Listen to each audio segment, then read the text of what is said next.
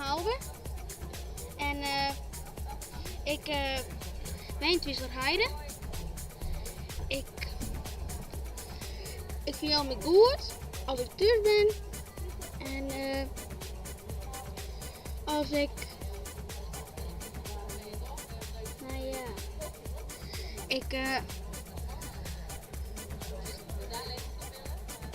Dit is mis.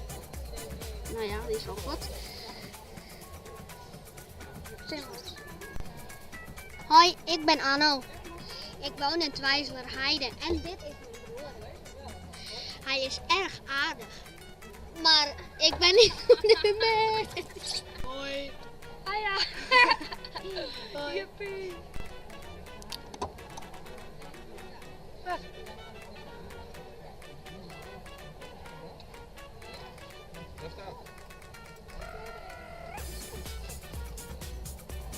Ik voel me thuis in de bioscoop, want dat vind ik wel leuk om films te kijken. En bij me thuis, dat het daar altijd lekker warm is. Waar en wanneer? Ik voel me altijd thuis in Friesland vanzelf.